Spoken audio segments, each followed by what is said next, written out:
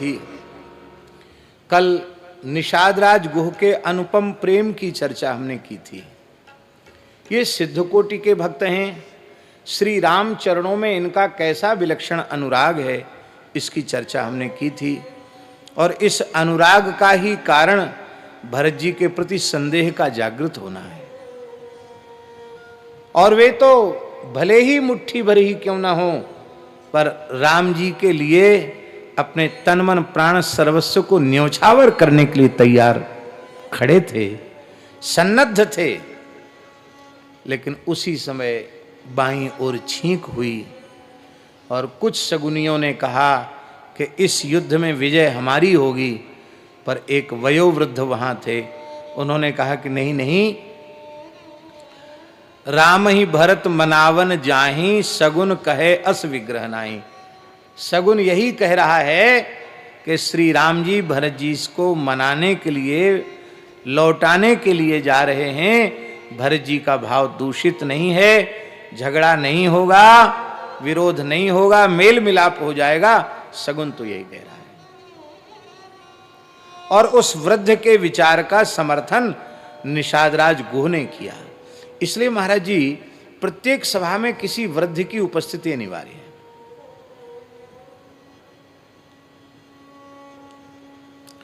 नसा सभा यत्र न संति वृद्धा, नीतिकारों ने कहा है। सभा सभा ना, वो सभा सभा नहीं है जिस सभा में कोई ज्ञान वृद्ध वयोवृद्ध उपस्थित न हो। केवल वयोवृद्ध ही नहीं, ज्ञान वृद्ध भी होना चाहिए। ज्ञान वृद्ध वयोवृद्ध जिस सभा में उपस्थित हो, उस सभा की गरिमा है, उसकी महिमा है। वृद्ध की एक महिमा है। इसलिए महर्षि पाणिनि का तो एक सूत्र है, वृद्धो यूना। क्या नाम है? सूत्र है वृद्धो यूना। यद्यपि वह व्याकरण में उसका विषय अलग है, लेकिन वृद्धो यूना इस का उत्तर है वृद्धो यूनाभ्युदय मतिना श्रद्धया सेवनीय। महर्षि पाणिनि के सूत्र का तात्पर्य है यूना, यूना माने युवा व्यक्ति के द्वारा वृद्ध व्यक्ति का अभ्युदय की कामना से श्रद्धा पूर्वक सेवन करना चाहिए। अपने से बहुत छोटों का संग नहीं करना चाहिए। बर्रे बालक एक स्वभाव, वो बार बार अवज्ञा करेंगे, उनका नुकसान होगा उससे। बहुत छोटों का संग नहीं करना चाहिए। अपनी समान अवस्था के लोगों का भी संग नहीं करना चाहिए, उसमें भी पतन की संभावना होती है। हमेशा संग करना चाहिए ज्ञान वृद्ध, वयो वृद्ध, तप वृद्ध, अनुभव वृद्ध, ऐसे महापुरुषों का संग करना चाहिए।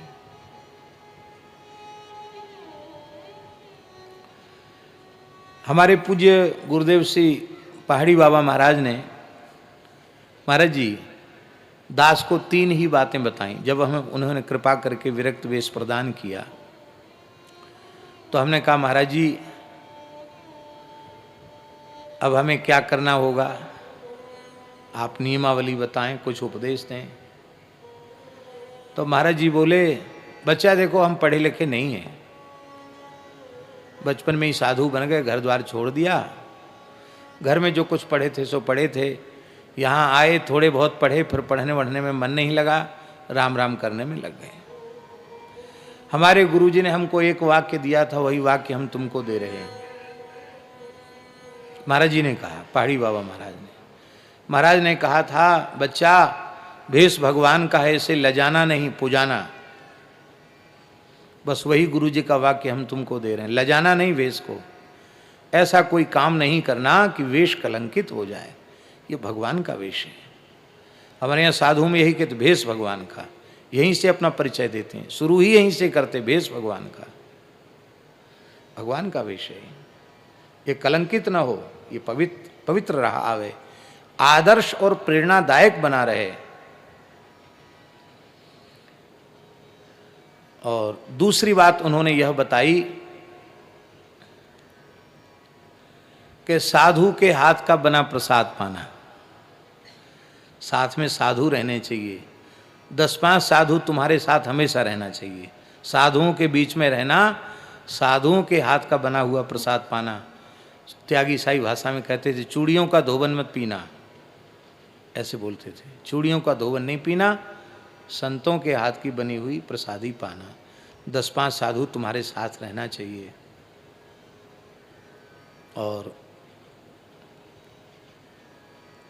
चाहे कोई सत्संग की ही बात क्यों न हो, अनुभव या अध्यात्म की ही बात क्यों न हो, एकांत में किसी भी स्त्री शरीर के साथ कोई आध्यात्मिक चर्चा भी नहीं करना। सभा में बैठकर चर्चा करनी, जिसको प्रेरणा लेनी हो लेगा। एकांत में किसी स्त्री के साथ बैठ करके, स्त्री शरीर के साथ बैठकर चर्चा नहीं करनी। 2-4 साधु बैठे हैं, फिर कोई आओ, कोई चर्चा करो, कोई समस्या नहीं। और तीसरी बात उन्होंने बताई, लोहे के बर्तन में भोजन नहीं करना। स्टील को लोहा का बर्तन कहते थे। लोहे के बर्तन में भोजन नहीं करना, दोना पत्तल में करना या पीतल में करना, बाकी लोहे में नहीं खाना, ये कहते थे।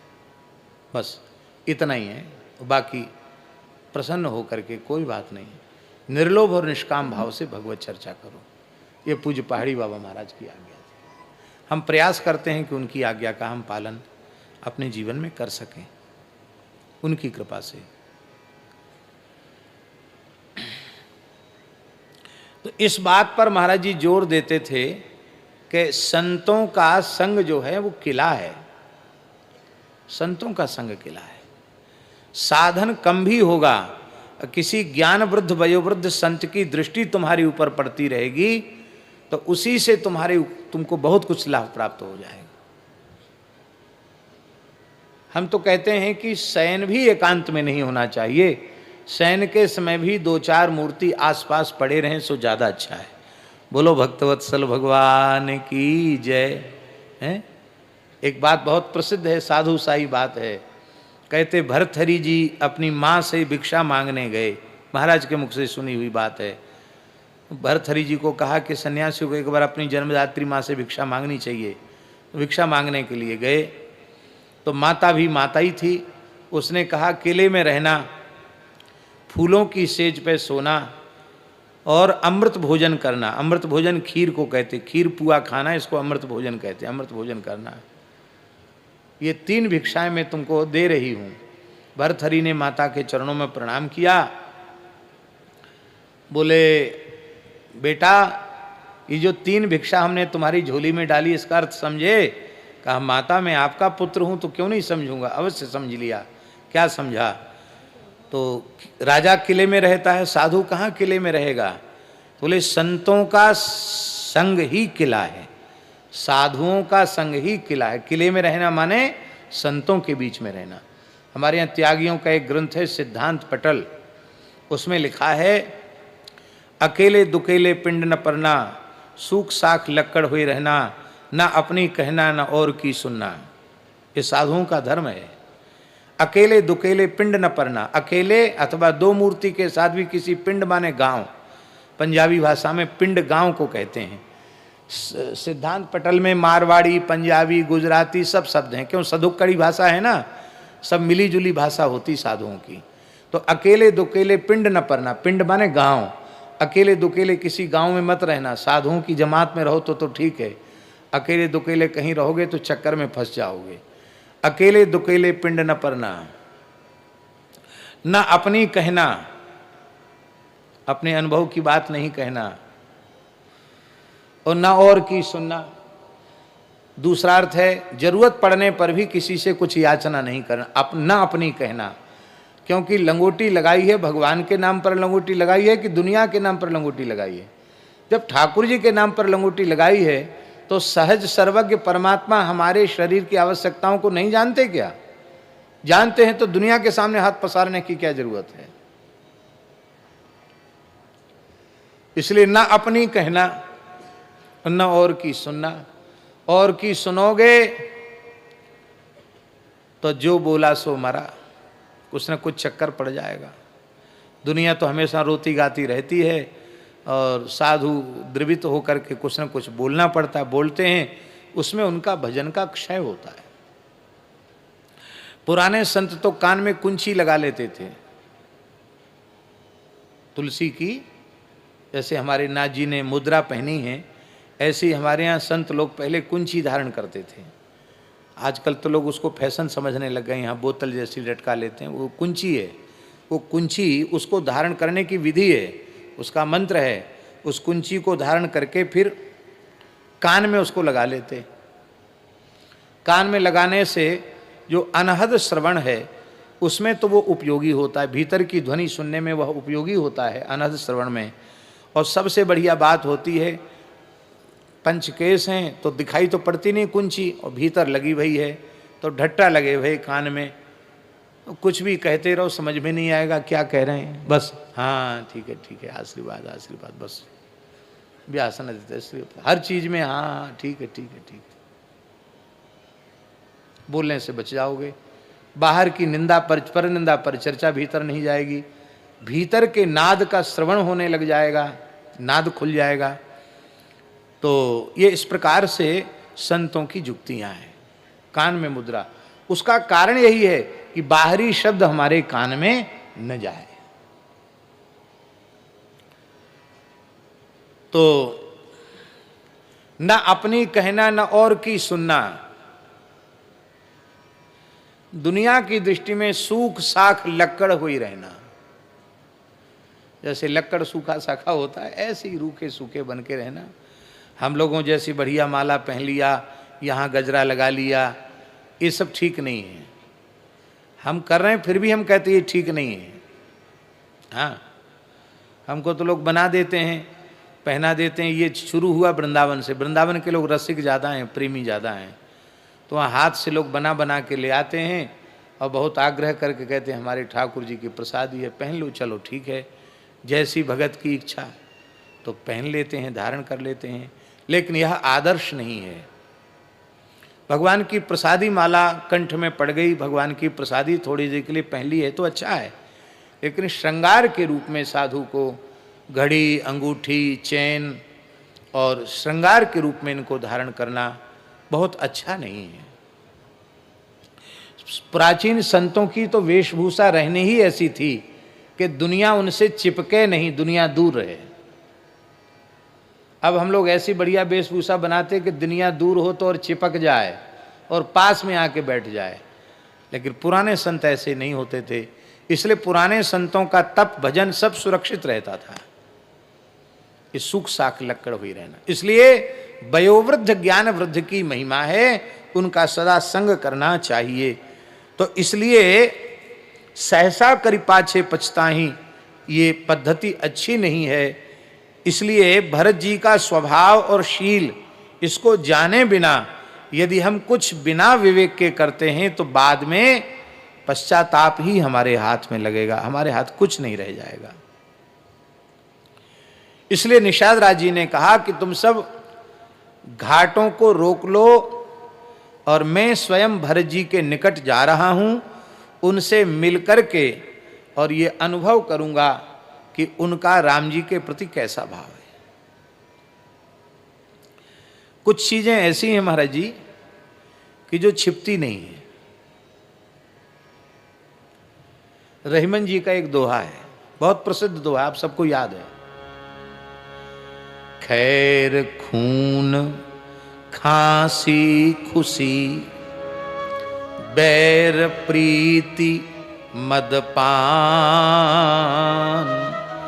रही मन दावे ना दवे, जानत सकल जहान। बैर प्रीति नहीं दुरही दुराए, बैर और प्रीति भी छिपाने से नहीं छिपती, हाव भाव चेष्टा से व्यवहार से पता चल जाता है। अरे नजर से पता चल जाता है, आंखें बोलती हैं और नागर व्यक्ति तो आंखों को देख के ही समझ लेता है कि इस व्यक्ति का हमारे प्रति क्या भाव है। और नीति में भी ये बात है, आवत ही हर से नहीं, नैनन नहीं सने, तुलसी तहां न जाइए, कंचन बरसे में सोने की वर्षा हो रही तो भी ऐसी जगह जहां स्नेह नहीं है वहां नहीं जाना चाहिए। आपके जाने से किसी के मन में दुख हो रहा है, आप जानते हो कि उसके मन में दुख हो रहा है, तो किसी को दुख पहुंचाना भी हिंसा है, तो हम वहां क्यों जाएं? हमारा विरोध नहीं है, पर हमारे जाने से यदि उसके मन में अन्यथा भाव आ रहा है, उसके मन में क्रोध उत्पन्न हो रहा है, उसे पीड़ा पहुंच रही है, तो हम किसी को पीड़ा क्यों पहुंचाएं? इसलिए हम जाएंगे और पता लगाकर आएंगे कि भरत जी का राम जी के प्रति क्या भाव है, क्योंकि बैर प्रीत नहीं दुराए, बैर प्रीति छिपाने से छिपती नहीं है। और ऐसा कह करके उपहार सामग्री लेकर के श्री निषादराज गुह प्रेम मूर्ति श्री भरतलाल जी की ओर चले। उपहार इसलिए लिया कि ज्येष्ठ श्रेष्ठ पुरुषों के निकट रिक्त पाणी नहीं जाना चाहिए। रिक्त पाणिम न पश्येत राजानम भिषजम गुरुम, राजा वैद्य और गुरु इन तीन के पास खाली हाथ नहीं जाना चाहिए। कहीं कहीं पुराणों में है गणकम गुरुम, गणक माने ज्योतिषी के पास भी खाली हाथ नहीं जाना चाहिए। उसके पास भी कुछ हमने गांव में देखा है,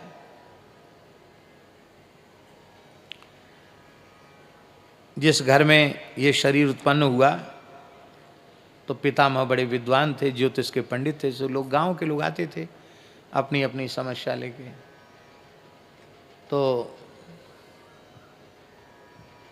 एक चोरी में नाज लेके आते, रुपया उपया कुछ नहीं, नाज अन्न, और एक चोरी इतनी बड़ी होती, उसमें से शेर सवा शेर, एक शेर होता होगा उसमें अन्न एक चोरी में, तो एक चोरी अन्न, गेहूं चाहे धान या चना जो भी उनके पास है खेत की फसल, उस सामने रख देती। महाराज हमारे यहाँ नाती हुआ है, महीना भर हो गया है, उसका थोड़ा नामकरण कर दीजिए महाराज, नाम धर दीजिए, ऐसा कहते थे। तो गांव के लोग पढ़े लिखे नहीं थे, लेकिन उनको पता था कि ज्योतिष की बात पूछने जाओ, पंडित जी के पास, ब्राह्मण देवता के पास जाओ, तो खाली हाथ नहीं जाना चाहिए, कुछ हाथ में लेके जाना चाहिए। तो भरत जी अवधराज कुमार हैं और अवध चक्रवर्ती सम्राट की गद्दी है अयोध्या। सप्तद्वीपवती पृथ्वी का एक छत्र सम्राट होता है जो अयोध्या की गद्दी पर विराजमान होता है।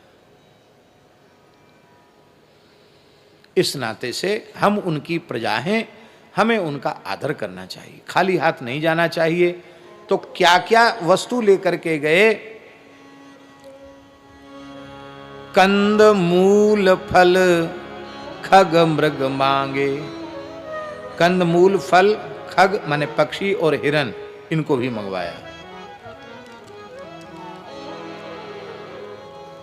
मीन पीन पाठीन पुराने, भरी भरी भार कहारन आने।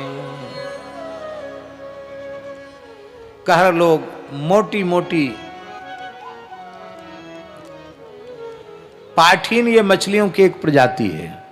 मीन माने मछली और पीन माने मोटी, और पाठीन अनेक प्रकार की मछलियों की प्रजाति होती है। उसमें एक प्रजाति है पाठीन, माने पहिना नामक जो मछली है, वो मछलियों का भार ले लेकर के आए।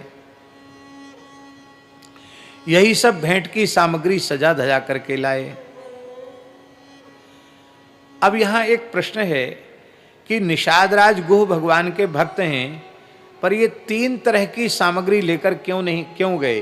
केवल कंदमूल फल लेकर ही चले जाते तो अच्छा था, स्वरूपानुरूप था, पर ये खग मृग भी लेके गए, और मीन पीन पाठीन पुराने, और वो भी भर भरी भार कहारन आने, भार के भार भर करके कहार लोग लेकर के आए। ये क्यों है? वस्तुतः ये तीन प्रकार की भेंट वो त्रिगुण का संकेत कर रही है। यदि श्री भरत जी का राम जी के प्रति पूर्ण सौहार्द का, स्नेह का, प्रेम का भाव होगा, तो वे राजसी तामसी भेंट स्वीकार नहीं करेंगे। वे कंदमूल फल जो अत्यंत सात्विक ऋषियों के लिए ग्राह्य है, जिसे मुनि अन्न कहा जाता है, उस मुनियों के लिए ग्राह्य अत्यंत सात्विक कंदमूल फल का ही स्पर्श भरजी करेंगे। और यदि उनकी वृत्ति में राजसी भाव होंगे, कुछ राजनीति कूटनीति का भाव होगा, तो वे राजसी उपहार को स्वीकार करेंगे। ये खग मृग, ये राजसी भेंट है, इसको स्वीकार करेंगे। और यदि उनका यह भाव होगा कि हम एकांत अवसर पाकर के जंगल में उनका और सहायक ही कौन है, और उन्हें तो हम किसी भी पद्धति से समाप्त ही कर देंगे, ये तामसी भाव यदि हिंसा का उनका होगा, तो ये तामसी वस्तु मीन पीन पाठीन इनको स्वीकार करेंगे। मछली को तामसी कहा गया, खग मृग को राजसी कहा गया, मछली को तामसी कहा गया। मछली के संबंध में एक बहुत प्रसिद्ध है, वैसे बहुत से लोग मछली खाते हैं। भारत के कई क्षेत्र ऐसे हैं जहाँ मछली उनके आहार के रूप में प्रचलित है। अब उन क्षेत्रों का नाम लेने की जरूरत नहीं है, हम लोग तो भगवान की दया से ऐसे क्षेत्र में नहीं पैदा हुए जहाँ ये ऊट पटांग चीज खाई पी जाती हो।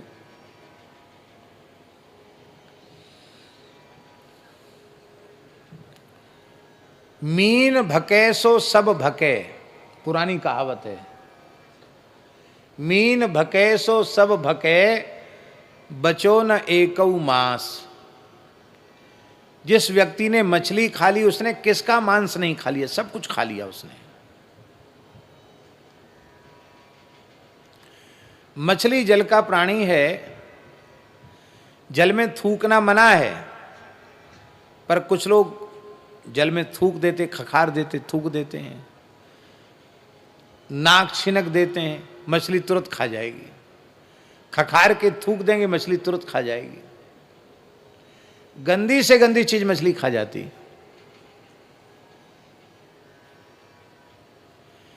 मछली जिसने खा ली उसने सब कुछ खा लिया। मांस मछली खाने का कितना निषेध है, अभी हम डायरी यहां नहीं लाए हैं अपनी। डायरी, कौन सी डायरी? पुराणों का पारायण करते समय जिसमें कुछ विशिष्ट श्लोक मिलते हैं तो हम लिख लेते हैं, वो हमारी आसन पे रखी है, होती तो हम तुरंत आपको बता देते। कोई प्रकरण आएगा तो हम बताएंगे आपको जरूर। मछली खाना तामसी है। तो मीन भके सो सब भके, बचो न एकऊ मांस। आगे की पंक्ति ऐसी है कि किसी को बुरा लग सकता है, पर उसको हमसे विरोध नहीं रखना चाहिए। कहावत तो कहावत है, कायस्थ घर भोजन किए, बची न एकऊ जात। तो कायस्थ के घर में खाना मना है, ऐसा भी पुरानी कहावत में है। बुरा नहीं मानना, कायस्थ लोग बहुत अच्छे हैं और एक से एक बुद्धिमान विद्वान अच्छे अच्छे लोग कायस्थों में हुए हैं। आज भी बहुत अच्छे अच्छे लोग हैं कायस्थों में, पर इनके लिए प्रतिकूल समय कभी नहीं आया। मुगल काल में ये मुगलों के अत्यंत निकट और इनके विश्वास पात्र थे। इनका सारा कामकाज ये देखते थे। आपको पता है, मुगलों ने एक कायस्थों से मिलकर एक स्वतंत्र भाषा का निर्माण किया था। उस भाषा को कहते थे कैथी। क्या कहते थे? कैथी माने कायस्थी भाषा। हमारे जो श्री मलुकदास जी महाराज आचार्य चरण हैं, मलुक पीठ के प्रधान पुरुष, उनका जो मूल वाणी ग्रंथ है उसी काल का लिखा हुआ, उसकी लिपि कैथी ही है। कायस्थों ने एक अलग लिपि बना दी थी। उस लिपि में वो बादशाहों के साथ संवाद करते थे। आम जनता उसको समझती नहीं थी क्या लिखा है, और उनका परस्पर उसी में संदेश हो जाता था। अंग्रेजों के काल में पढ़े लिखे होने के कारण अंग्रेजों में भी खूब निकट रहे, और देश के स्वतंत्र होने पर आज बहुत अच्छी स्थिति में, आज भी अच्छी स्थिति में, अच्छी बात है। इसमें कोई निषेध नहीं, पर कहावत बनाने वाले ने संभवतः उन लोगों के लिए ऐसा कह दिया होगा जो भक्ति से शून्य हैं, जिनका आचरण और व्यवहार खान पान शुद्ध नहीं है, ऐसे लोगों के लिए ऐसा कह दिया होगा। आज जो अच्छे सात्विक प्रकृति के हैं, अच्छे लोग भी हैं, क्यों नहीं हैं, अच्छे लोग कायस्थों में एक से एक अच्छे लोग हैं, धर्मनिष्ठ लोग हैं, सत्यवादी पुरुष हैं, और ऐसे लोग। महाराज जी एक वैद्य थे, कायस्थ थे, इतना पवित्र आचरण था उनका कि उनको देख के लगता था कि इस प्रकार का ब्राह्मण मिलना मुश्किल है। इतनी संध्योपासन के प्रति उनकी निष्ठा थी, और ब्राह्मणों के प्रति इतना अधिक उनका, बड़े भारी वैद्य थे, उच्च कोटि के वैद्य थे, कायस्थ थे। अच्छे बुरे सब प्रकार के लोग होते हैं। क्या उच्च कुल में उत्पन्न व्यक्ति आहार व्यवहार विचार आचरण उसके अपवित्र हो तो क्या उसका अन्न जल ग्राह्य है? उसका भी अन्न जल ग्राह्य नहीं है, क्योंकि वह स्वयं भले ही उच्च कुल में उत्पन्न हुआ है, पर उसका आहार विहार धर्मशास्त्र के अनुकूल न होने के कारण उसका भी अन्न जल ग्राह्य नहीं है। इसलिए इसको निंदा के अर्थ में नहीं लेना, इस प्रकार के दोष जिसमें है उसके अर्थ में लेना। पर गुह जी की यह भूल है। कंदमूल सात्विक, खगमृग राजस और मीन पीन पाठीन ये तामस, किंतु भरत जी न सात्विक हैं, न राजस हैं, न तामस हैं, ये तो गुणातीत है।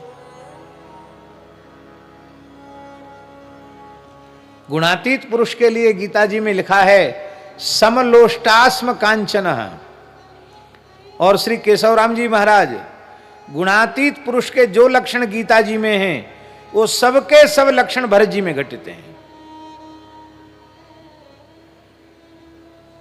समलोष्टास्म कांचन, मिट्टी का ढेला, सोना, पत्थर, इसमें भेद नहीं समझते भरत जी।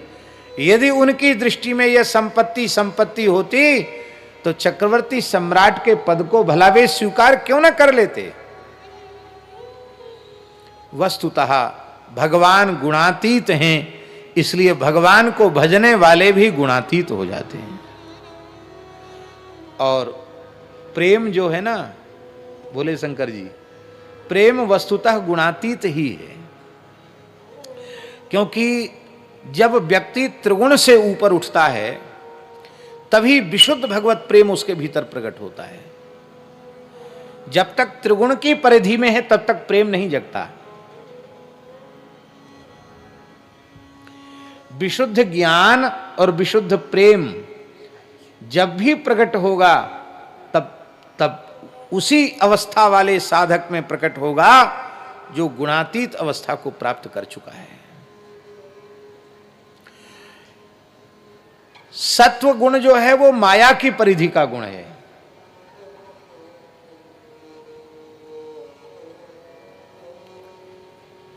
रजोगुण तमोगुण तो माया के गुण है ही हैं, सत्व गुण भी माया का ही गुण है। और ये सत्व गुण भी जब तक साधक में है तब तक वो संस्कृति के चक्कर में पड़ा रहेगा, उसे छूटेगा नहीं। हाँ, उसकी सात्विकता का फल होगा कि उसके धर्मनिष्ठ अच्छे सद्विचार होंगे और मरने के बाद उसको पुण्य लोकों की प्राप्ति होगी, स्वर्गादि लोकों की प्राप्ति होगी, अथवा और अधिक विशुद्ध सात्विकता उसके जीवन में होगी तो जनलोक तपलोक, और अधिक उसका सत्वगुण बढ़ गया होगा तो ब्रह्मलोक तक पहुंच जाएगा सत्वगुण के कारण। लेकिन ब्रह्मलोक पहुंचने के बाद भी उसे नीचे आना पड़ेगा, क्योंकि आब्रह्म भवनान लोका पुनरावर्तिनोर्जुन, ब्रह्मलोक तक पहुंचने के बाद नीचे आना पड़ता है। ब्रह्मलोक तक त्रिगुण का साम्राज्य है। इस पूरे ब्रह्मांड में त्रिगुण का साम्राज्य है, पाताल से लेकर ब्रह्मलोक तक त्रिगुण का साम्राज्य है। इसलिए जब वह प्रकृति मंडल से पार विरजा स्नान पूर्वक भगवान के नित्य त्रिपाद विभूति महावैकुंठ को प्राप्त करता है, उस समय वह त्रिगुण में नहीं होता है, गुणातीत अवस्था में होता है। इसलिए प्रेम को सत्व नहीं कहा गया, प्रेम को विशुद्ध सत्व कहा गया। क्या कहा गया? विशुद्ध सत्व। विशुद्ध सत्वम तव धाम शांतम, भगवान के लिए विशुद्ध सत्व कहा गया। विशुद्ध सत्व माने भगवान भी प्रेममय ही हैं, प्रेम विग्रह ही हैं भगवान। और भरत जी को अभी हम क्या कह रहे हैं? राम प्रेम मूर्ति तनु आही। तो प्रेम तो निर्गुण होता है, प्रेम गुणातीत होता है, इसलिए भरत जी तो गुणातीत हैं।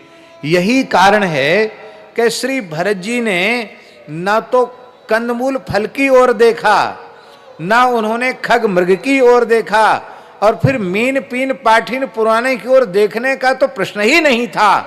उन्होंने तो सीधे ही निषाद राज गुह की ओर देखा। और क्या देखा कि एक निषाद भगवान वशिष्ठ को दूर से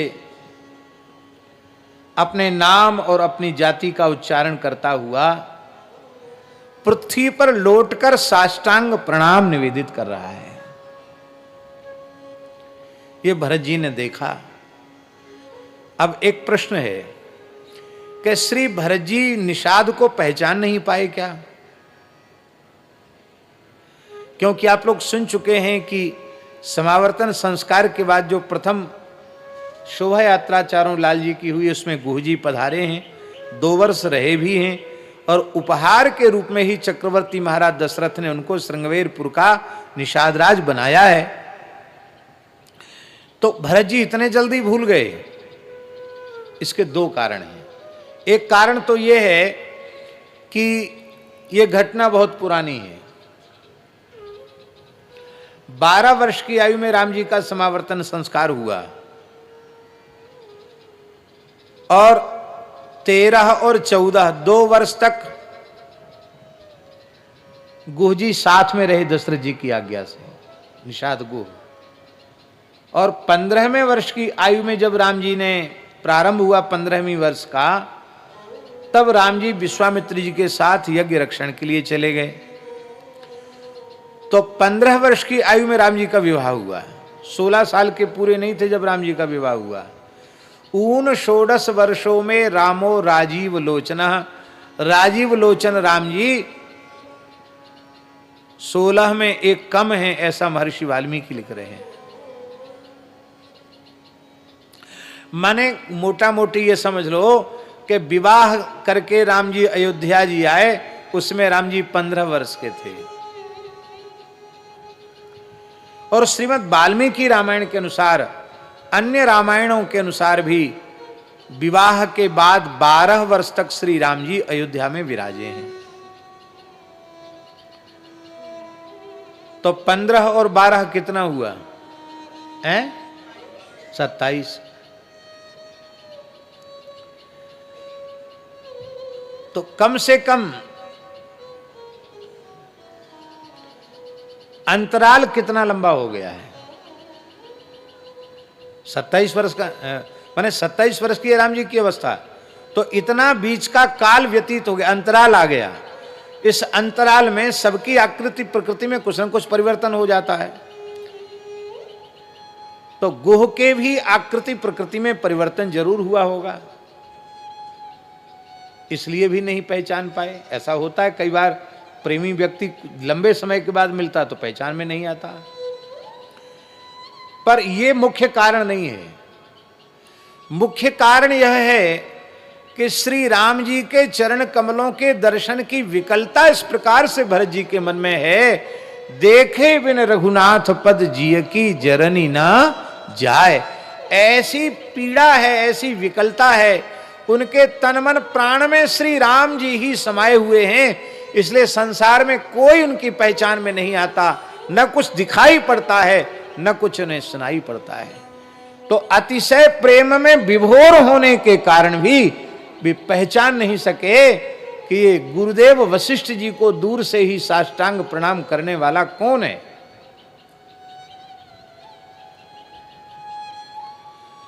देखी दूर ते कही निज नामू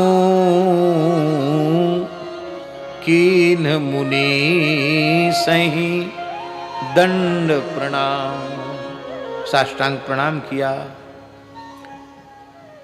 भरत जी प्रेम विभोर हैं, पर महर्षि वशिष्ठ वो तो परम ज्ञानमय हैं, इसलिए ज्ञानी अपने आप को संभाल कर रखता है।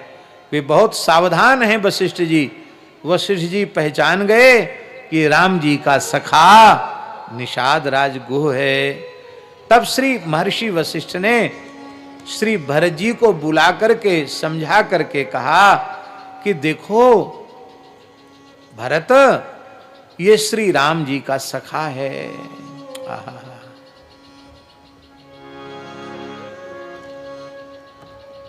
ये राम जी का सखा है और कुछ नहीं बताया।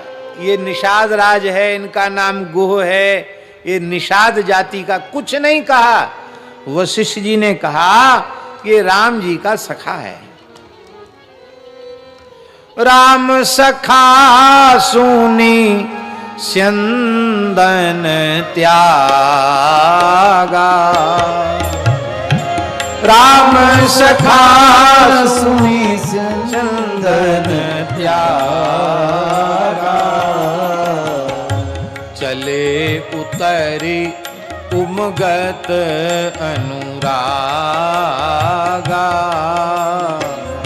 चले उतरी उमगत अनुरागा।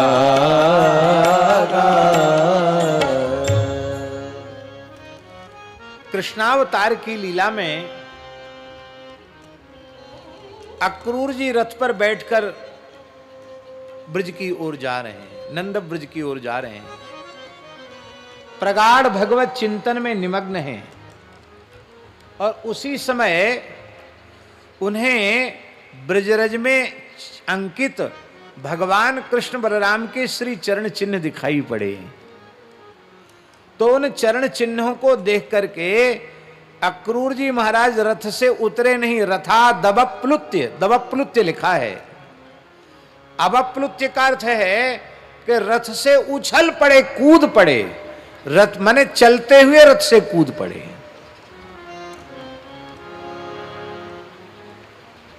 जैसे अक्रूर जी रथ से कूद पड़े और भगवान के चरण चिन्हों की रज में लूटने लगे हैं, ये भगवान की चरण रज है। आज वैसी ही स्थिति भरतलाल जी की है। भरतलाल जी रथ से उतरे नहीं, सारथी को कहानी कि भैया नेक रोको रथ, मैं उतर तो जाऊं। रथ चल रहा है और चलते रथ से छलांग लगा दी श्री प्रेम मूर्ति भरत जी ने और चले, कूद करके चल पड़े। चले मतलब धीमे धीमे नहीं चले, बड़ी तीव्र गति से निषाद राज की ओर से चले। कैसे चले? चले उतरी उमगत अनुरागा। उमगत का अर्थ क्या है?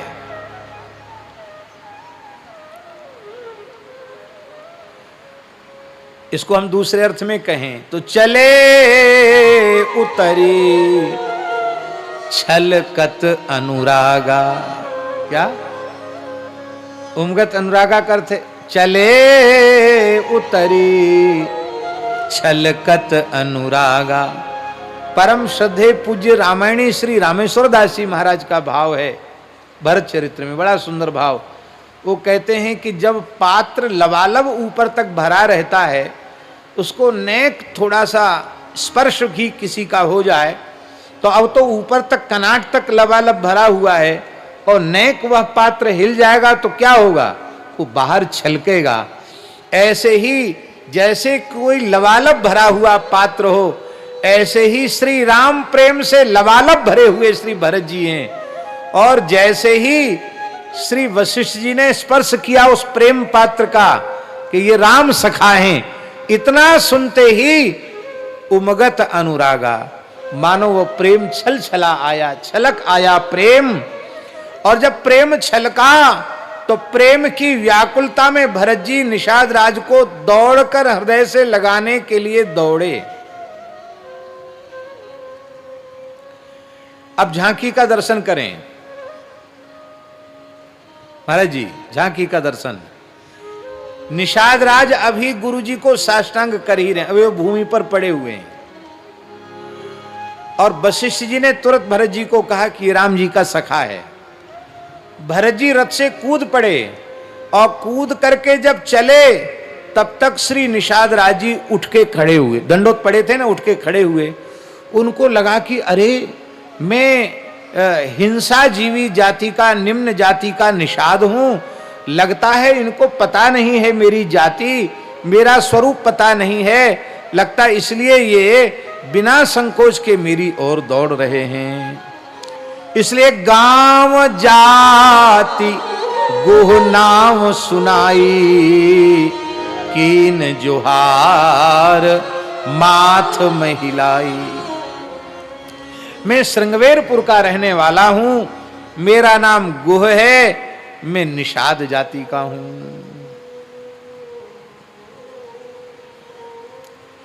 महाराज जी, धर्मशास्त्र के अनुसार निषादों की जीविका वो हिंसा है, उन्हें हिंसा जीवी कहा जाता है, निषादों को हिंसा जीवी कहा जाता है। इसका मतलब ये नहीं कि निषादों को हिंसा करनी ही चाहिए, इसका तात्पर्य ये नहीं। इसका तात्पर्य है कि ब्राह्मणादि यदि वो उसका निषाद वाले धर्म का उसका अनुकरण करें तो उनको ज्यादा पाप है, निषादों को उतना अधिक पाप नहीं है, क्योंकि उस पापमयी जाति में ही वे उत्पन्न हुए। स्पर्शास्पर्श का जो विचार है वो द्वेष मूलक नहीं है, वो घृणा मूलक नहीं है, वो विवेक मूलक है। महाराज जी लिखा है अकारणम गौर्ण स्पृष्टव्या, गाय के जितना पवित्र और कौन होगा। अतिशय पवित्र है गाय, पर बिना प्रयोजन के गाय को भी नहीं छूना चाहिए। और तुम बड़ी श्रद्धा से छूने गए, गाय है मरखनी, उठा के फेंक दिया, तब क्या करोगे। इसलिए अकारणम गौर्ण स्पृष्टव्या, बिना कारण के गाय को भी मत छुओ, प्रयोजन हो तो छुओ, नहीं तो मत छुओ। हमारा ही हाथ है और हम अपने ही हाथ से अपने शरीर की गंदगी को धोते हैं। बिना मिट्टी से, सावन से, जल से आवश्यक शुद्धि किए बिना हम उस हाथ का अपने शरीर के किसी अंग से स्पर्श नहीं कराते हैं। तो क्या हम अपने शरीर के अन्य अंगों से घृणा रखते हैं क्या। जिस हाथ से मल धोया है उस हाथ को शुद्ध किए बिना अन्य किसी अंग से नहीं लगाना चाहिए। ये विवेक है, ये घृणा नहीं है।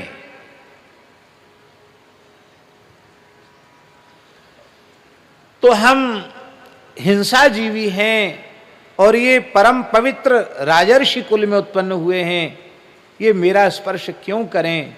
इसलिए दूर से ही प्रणाम किया, जुहार किया, माथा टोक टेक करके प्रणाम किया, दंडवत प्रणाम किया। लेकिन भरत जी कहाँ सुनने वाले थे, कहाँ मानने वाले थे। भरत जी दौड़ कर गए और दंडवत पड़े हुए निषाद राज को अपनी भुजाओं में भर के उठाया, और उठाया ही नहीं, हृदय से लगा लिया। मिला क्या, क्या मिला। निषाद राज गुह को उठाकर हृदय से भरत जी ने लगाया तो उनको उपलब्ध क्या हुआ, क्या मिला उनको। उनको लगा कि मुझे श्री लक्ष्मण जी का स्पर्श प्राप्त हो गया है। बोलो भक्तवत्सल भगवान की जय। करत दंडवत देखिते ही भरत लीन उरलाए, मनहु लखन सन भेंट भई, प्रेम न हृदय समाए। लक्ष्मण जी से भेंट हुई, ये बात क्यों कही।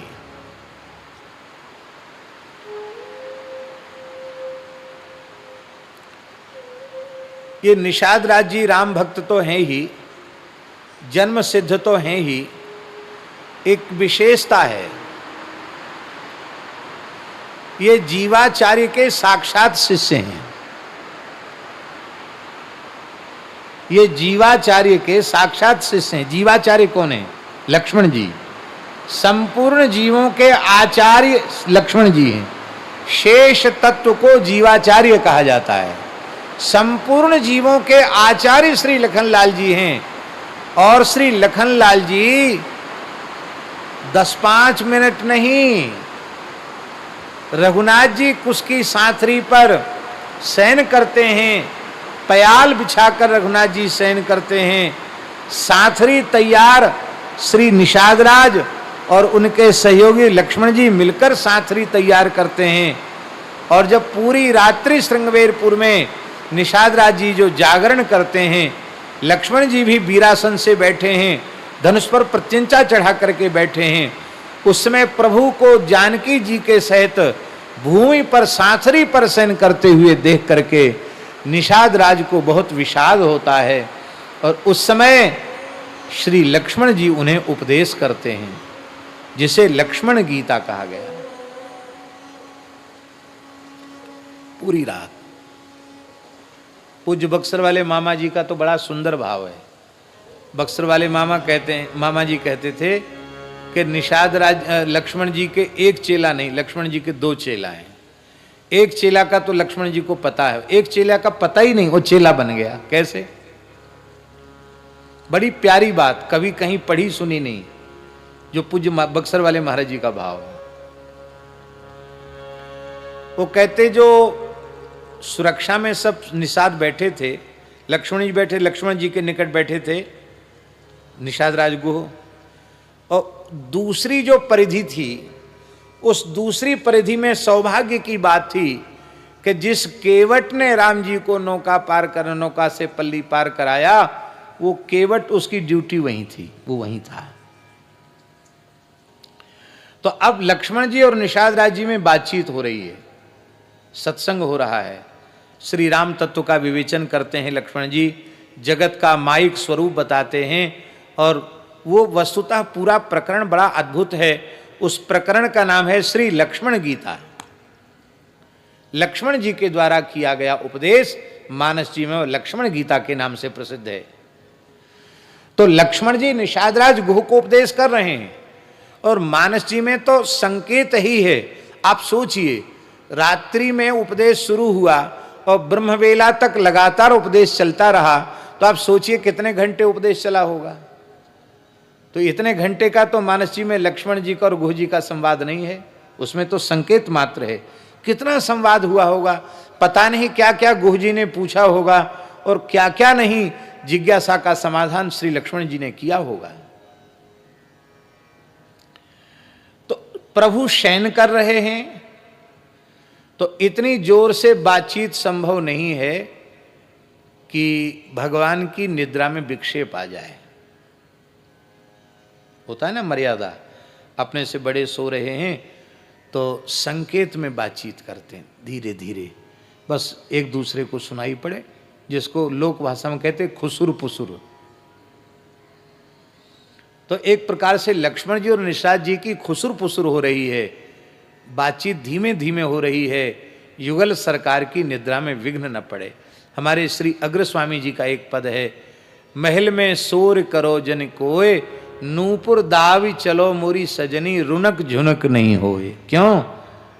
क्योंकि युगल रसिक रहे सोए, पहरेदार सजग होई रहियो, युगल रसिक रहे सोए।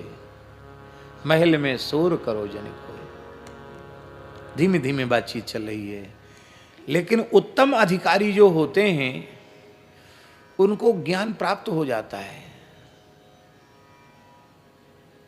दशों दिशाओं से उनको ज्ञान मिलता है। तो केवट इतना उत्तम भाग्यशाली है कि यद्यपि एक पर्याप्त दूरी पर वह बैठा है, लेकिन लक्ष्मण जी क्या कह रहे हैं और क्या गुह जी पूछ रहे हैं, वो पूरी रात केवट ने भी सत्संग किया। मामा जी का भाव, तो केवट भी हमारे ज्ञान उपदेश का पात्र है, हमारा शिष्य है, ये लक्ष्मण जी को पता नहीं है। पर केवट ने तो कह दिया, गुरुजी आपने बड़ी कृपा की, आपने राम जी की सेवा तो मिली थी हमको, लेकिन श्री राम तत्व का उपदेश करके आपने हमारा तो कल्याण कर दिया।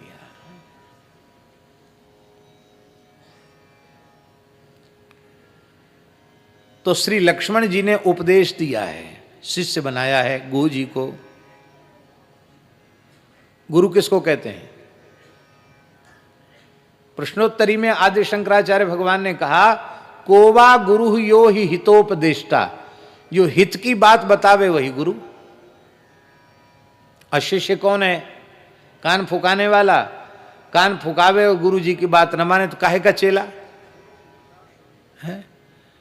चेला वह है शिष्यस्तु कोवा गुरु भक्त एव, जो गुरु जी का भक्त है, उनकी प्रत्येक आज्ञा को श्रद्धा पूर्वक पालन करता वो शिष्य है, जो शासन में रहता है वो शिष्य है। तो श्री लक्ष्मण जी गुरु हैं और उनके परम अनुशासन में रहने वाले निषादराज गुरु हैं, उनके शिष्य हैं। और सच्चे गुरु महाराज जी जब किसी को अपनाते हैं, उसको चेला नहीं बनाते हैं, उसको वे गुरु ही बना देते हैं, अपने जैसा बना देते हैं। चेला नहीं बनाते, अपने जैसा बना देते हैं। पारस में अरु संत में बहुत अंतरो जान, वह लोहा सुवर्ण करें वे करें आप समान। लक्ष्मण जी ने गुणनिषाद जी को तत्व ज्ञान का उपदेश करके अपने जैसा ही ज्ञान विज्ञान संपन्न बना दिया। और संपन्न ही नहीं बनाया, इस ज्ञानोपदेश के बाद निषाद जी को बहुत आनंद हुआ और उन्होंने कहा कि मैं क्या करूं गुरुजी, दक्षिणा क्या चढ़ाऊं आपको? दक्षिणा तो आप लेंगे ही नहीं, क्योंकि आप वनवास वाली लीला कर रहे हैं, नाटक कर रहे हैं, दक्षिणा लेंगे ही नहीं। तो गुरुजी से उपदेश लेवे तो कुछ न कुछ भेंट तो चढ़ानी चाहिए। तो निषाद जी ने कहा क्या भेंट चढ़ाऊं? तो कागभूषुंड जी का भाव, मो पर होए ना प्रति उपकारा, बंदो होए ना प्रति उपकारा, बंदों तब पद वारहि वारा, बंदों तब पद वारहि वारा। और महाराज जी सच्ची बात यह है कि दंडवत से बड़ी भेंट कोई दूसरी नहीं है। अरे अपना मस्तक अपने श्रद्धेय के चरणों में रख दिया, इससे बड़ी भेंट हो सकती है क्या? तो निषाद राज जी ने साष्टांग प्रणाम किया है और लक्ष्मण जी ने उठाकर उनको छाती से लगा लिया है। तो छाती से जब लक्ष्मण जी ने लगाया, ये पूज्य रामायण जी का भाव है, जब लक्ष्मण जी ने छाती से लगाया तो लक्ष्मण जी का प्रेम, लक्ष्मण जी की सेवा, लक्ष्मण जी की निष्ठा, लक्ष्मण जी के भावों का संचार श्री निषाद राज जी के देह में हो गया।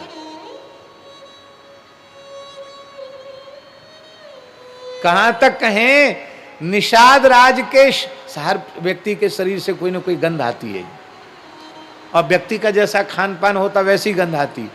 कई लोगों के शरीर से तो इतनी गंध आती है, हे भगवान, लगे नाक फट जाएगी, पास नहीं खड़े हो सकते, बात नहीं कर सकते उनके, ऐसे होते कई लोग, बहुत दुर्गंध आती शरीर से,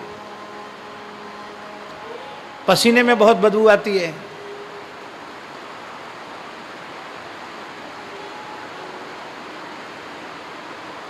कुछ लोग प्याज लहसुन के इतने बड़े भक्त होते हैं कि इतनी अधिक मात्रा में उसका सेवन कर लेते हैं कि उनके पास से निकल जाए तो कहेगा कि लगेगा कि प्याज लहसुन की मंडी यहां से निकल गई, ऐसा इतनी दुर्गंध उनके शरीर में होती है। पर श्री लक्ष्मण जी ने श्री निषाद राज जी को आलिंगन किया है तो लक्ष्मण जी के प्रेम की सुगंध, उनके देह की दिव्य सुगंध भी उनके श्रीअंग में आ गई है।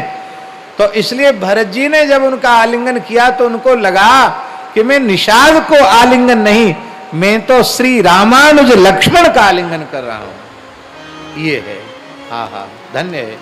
बोलो श्री लक्ष्मण जी महाराज की। मनहु लखन सन भेंट भई,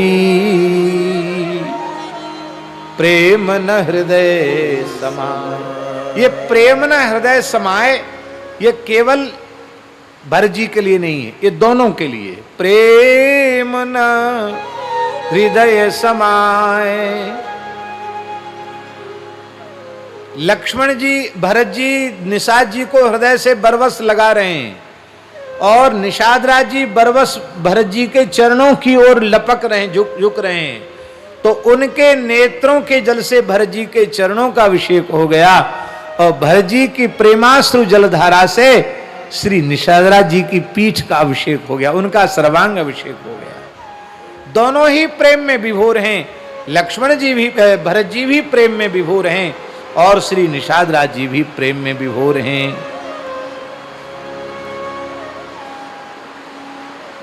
भरत जी के इस अपूर्व प्रेम को देख करके, इस प्रेम की विलक्षण रीति की वहां जितने लोग उपस्थित थे सब सराहना करने लगे, सब जय जयकार करने लगे। कहां तक कहें, वहां जो लोग थे वे ही जय जयकार नहीं कर रहे थे। इस दृश्य को आकाश में देवता भी दर्शन कर रहे थे, इस दृश्य को आकाश में सिद्ध लोग भी देख रहे थे और वे भी जय जयकार कर रहे थे, वे भी पुष्पों की वर्षा कर रहे थे। धन्य धन्य धुनी मंगल मूला, सुर सराही तेहि बरसहि फूला, सुर सराहते ही बरसहि फूला।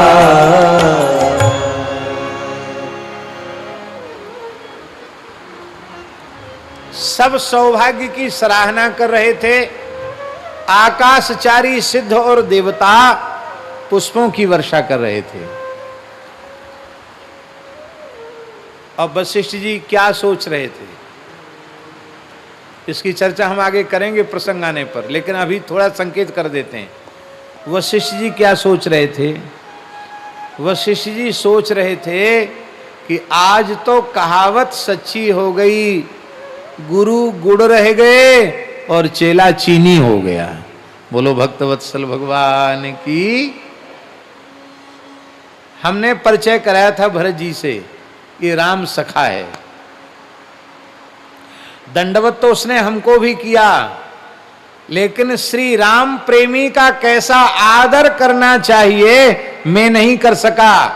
मैं अपने ब्रह्मर्षित्व के, उच्चत्व के, गुरुत्व के, श्रेष्ठत्व के गुमान में सिंहासन पर बैठा रह गया, रथ पर बैठा रह गया और शिष्य भरत बाजी मार गया।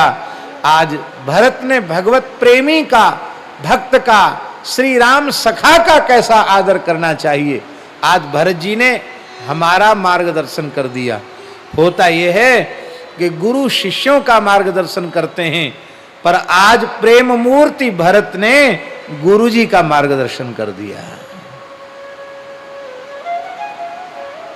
चेले गुरु जी से शिक्षा लेते ना, पर आज गुरु जी ने प्रेमियों का आदर कैसे करना चाहिए, ये शिक्षा महर्षि वशिष्ठ ने भरत जी से ले ली।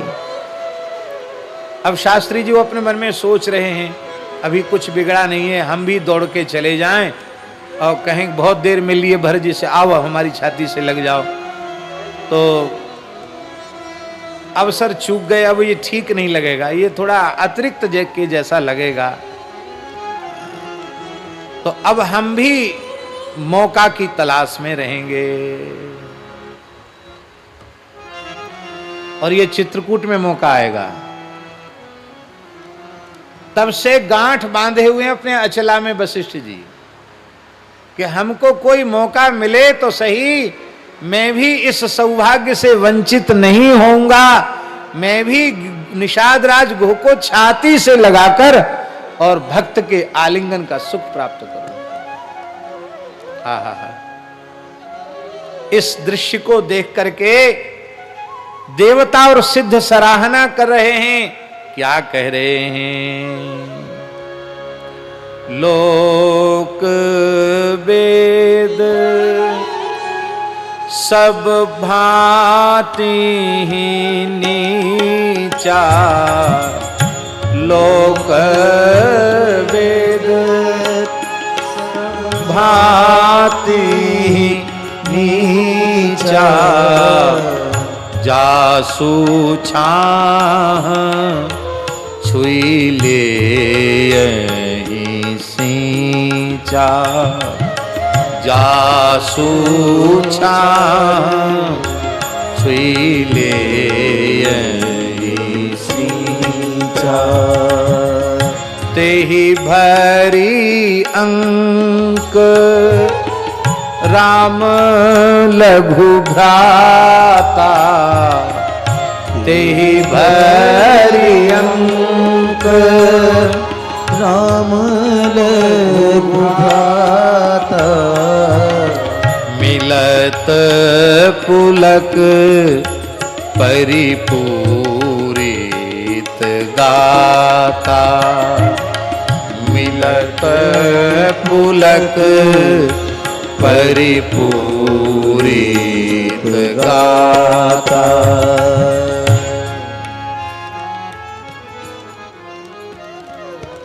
आहा हा हा। लोक वेद की दृष्टि में जो निम्न माना जाता है, जिसकी छाया के स्पर्श के बाद भी स्नान करना होता है, उस हिंसा जीवी पाप रत निषाद को श्री राम जी के छोटे भाई भरत जी प्रेम पूर्वक अपने हृदय से लगा रहे हैं और शरीर में अष्ट सात्विक प्रेम के लक्षण उदित हो रहे हैं। अश्रु कंप पुलक आदि सारे भाव जागृत हो रहे हैं। अब ध्यान दें, तो क्या यह वैदिक धर्म और सदाचार के विरुद्ध आचार है भरत जी का? प्रश्न है, क्या वैदिक धर्म सदाचार के विरुद्ध यह आचरण है भरत जी का? संभव नहीं। क्यों संभव नहीं? क्योंकि शरणागत जो होते हैं महाराज जी, उनमें शरणागति के 6 अंग पुष्ट होते हैं।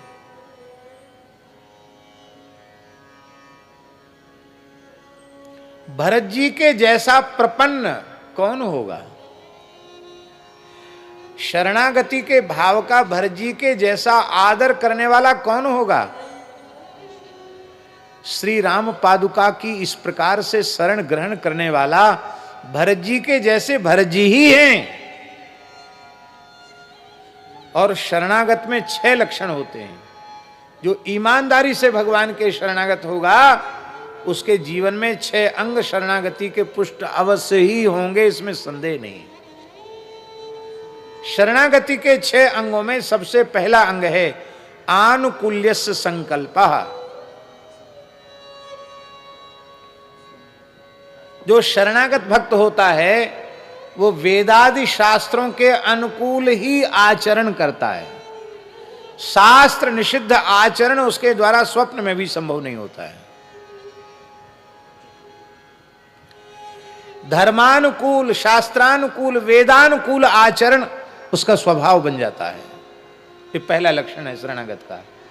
दूसरा लक्षण है वेदादि शास्त्रों में जिस कर्मों का निषेध किया गया है उनका हृदय से त्याग स्वाभाविक हो जाता है। माने विहित कर्मानुष्ठान अपने आप होने लग जाता है और निषिद्ध कर्मों का त्याग स्वभाव से हो जाता है। उसकी वृत्ति ऐसी बन जाती है कि जागृत की तो चले क्या, स्वप्न में भी निषिद्धाचरण उसके द्वारा नहीं होता।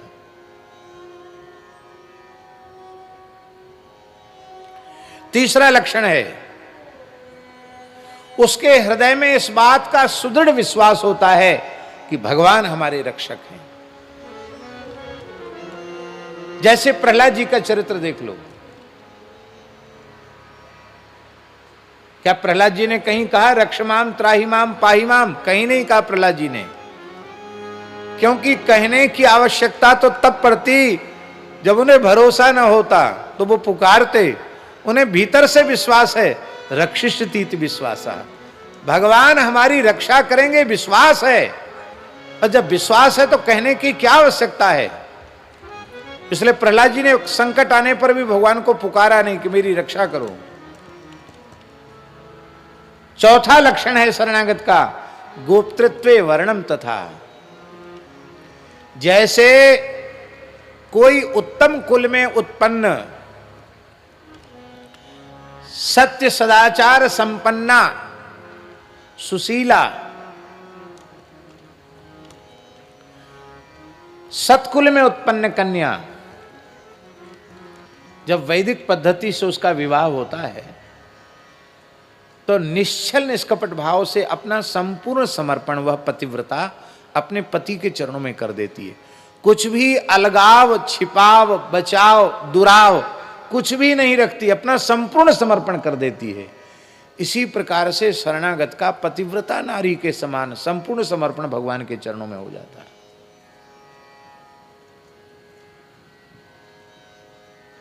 पांचवा लक्षण है आत्मनिक्षेप। आत्मनिक्षेप का अर्थ है कि वो अपने आप को भगवान के चरणों में डाल देता है। ये गमछा है, गमछा है, अचेतन है, हमारे गले में है। इसकी कोई इच्छा अनिच्छा है कोई इच्छा अनिच्छा? ना कोई इच्छा है ना कोई अनिच्छा है। हम इसको सिर से बांध लें तो इस गमछे में अहंकार नहीं, अरे महाराज को लोग इतना बड़ा मानते हैं, मैं इनकी खोपड़ी पर चढ़ गया, मुझसे बड़ा कौन है, ये अहंकार उसमें नहीं है। कंधे पर डाल लें तो भी कुछ नहीं, अब कमर में लपेट लें तो अरे राम राम, हम तो माथे पर चढ़ाया था, आज हमको कमर से लपेट लिया। और हम नाक पोंछें, मुंह पोंछें तो, पैर पोंछें तो न उसका कोई सम्मान है, न कोई इसका अपमान है। और बाबाजियों के पास कई बार लंगोटी गायब हो जाती है। क्यों? छोटा कपड़ा होता, 4 उंगल की तो होती है, उड़ गई, इधर उधर चली गई, और कोई किसी को बोरी ओरी बांधने के लिए सूतली न मिले तो बाबा जी की लंगोटी काम बढ़िया देती है। सूख रही, फट से लंगोटी उठाओ, बांध लो, बोरी का मुंह बांध लो, घास का गट्ठा बांध लो, कुछ कर लो, बहुत उपयोग है लंगोटी के। हमारे महाराज जी कहते थे, पहाड़ी बाबा महाराज, साधु पे किसी चीज का दरिद्र नहीं होता, लंगोटी का रहता है। पर ये समस्या नहीं है महात्माओं की लंगोटी। क्यों? कि उनके पास तो जो कपड़ा पहने सब लंगोटी ही है, चाहे जिस सचला को चर्र से फाड़ देते हैं और फाड़ करके फट से लंगोटी बना लिया। तो उस कपड़े की, गमछे की फाड़ कर लंगोटी बना दिया जाए तो वह यह भी नहीं कहेगा कि हाय हाय हमारा अपराध क्या था, कसूर क्या था, हमारे तुमने 4 टुकड़े कर दिए, लंगोटी बना ली, बताओ हैं क्यों फाड़ दिया हमको, वो कहाँ बांध दिया ले जा करके। उसके मन में कोई कष्ट नहीं, कोई संकोच नहीं। अब मान लो हम उस गमछे को किसी दूसरे को दे दें तो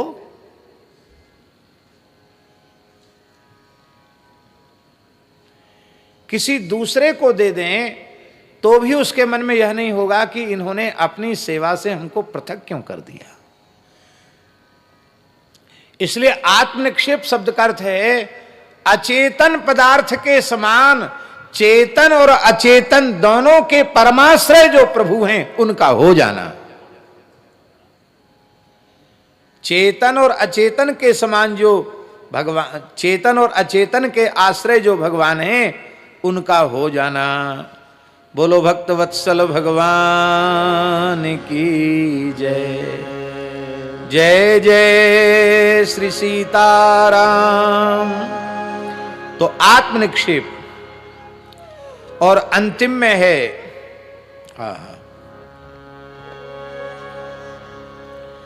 इसलिए शरणागत भक्त की अपनी इच्छा अनिच्छा कुछ नहीं रहती है। इस संबंध में पूज्य बक्सर वाले महाराज जी के कुछ पद बड़े प्यारे हैं। जहां ले चलोगे, ये आत्मनिक्षेप का ही भाव है, वहां मैं चलूंगा। जहां नाथ रख दो वहीं पे रहूंगा। जहां गाइए सब लोगे वहीं मैं चलूंगा। जहां नाथ रख दो वहीं मैं रहूंगा। ये जीवन समर्पित चरण में तुम्हारे। ये जीवन समर्पित चरण में तुम्हारे। तुम ही मेरे सर्वस्व प्रभु प्राण प्यारे। तुम ही मेरे सर्वस्व प्रभु प्राण प्यारे। तुम्हें छोड़कर और किसी को कहूँगा। तुम्हें छोड़कर और किसी को कहूँगा। जहाँ नाथ रख दो वहीं पे रहूँगा। जहाँ नाथ रख दो वहीं पे रहूँगा। जहाँ ले चलोगे, जहाँ ले चलोगे वहीं मैं चलूँगा। जहाँ नाथ रख दो वहीं पे रहूँगा। जहाँ नाथ रख दो वहीं पे रहूँगा। आहा, उलहना भी नहीं होगा। न कोई उलहना नहीं कोई अर्जी। क्या प्यारा भाव है ना, नहीं कोई अर्जी। करा लो कर लो प्रभु तेरी मर्जी। लो या कर लो प्रभु तेरी मर्जी। कुछ कहना भी होगा तो तुम्ही से कहूँगा। कुछ कहना भी होगा तो तुम्ही से कहूँगा। जहाँ नाथ रख दो वहीं पे रहूँगा। जहाँ नाथ रख दो वहीं मैं रहूँगा। जहाँ ले चलोगे वहीं मैं चलूँगा। जहाँ नाथ रख दो वहीं पे रहूँगा। जहाँ नाथ रख दो वहीं पे रहूँगा। दयानाथ दयनीय मेरी अवस्था। दयानाथ दयनीय मेरी अवस्था। तेरे हाथ में है मेरी सारी व्यवस्था, तेरे हाथ है मेरी सारी व्यवस्था। सहावोगे जो कुछ खुशी से सहूंगा, जहाँ नाथ रख दो वहीं मैं रहूंगा, जहाँ नाथ रख दो वहीं मैं रहूंगा, जहाँ नाथ रख दो वही मैं रहूंगा। तुम्हारे ही दिन हैं, तुम्हारी ही रातें, तुम्हारे ही दिन है, तुम्हारी ही रातें। कृपा दृष्टि सब में श्री सद्गुरु कृपाते, कृपा दृष्टि सब में श्री सद्गुरु कृपाते। नारायण प्रभु प्रेम पावन लहूंगा, नारायण प्रभु प्रेम पावन लहूंगा, जहाँ नाथ रख दो वहीं पे रहूंगा,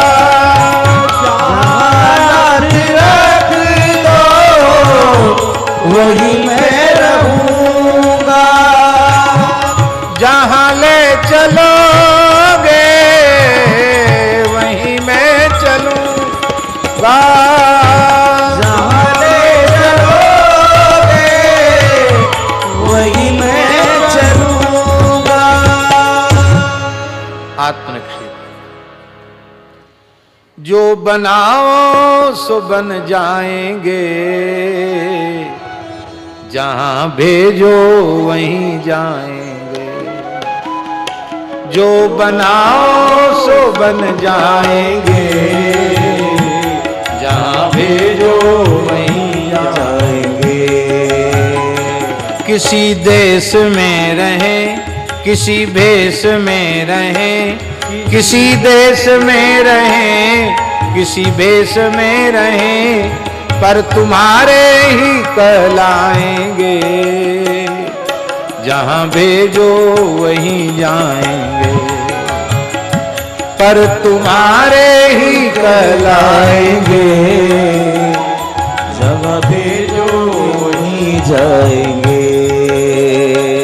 तन बचन मन से तुम्हारे रहेंगे, कुछ कहेंगे तो तुमसे कहेंगे, जो सहावो खुशी से सहेंगे, प्रेम सरिता में तुमरे बहेंगे, प्रेम सरिता में तुमरे बहेंगे।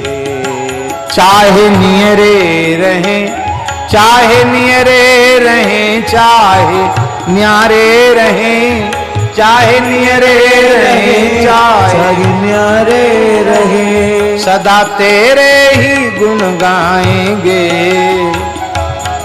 या तेरे ही गुण गाएंगे, जहां भेजो वहीं जाएंगे, जो बनाओ सो बन जाएंगे, जहां भेजो वहीं जाएंगे।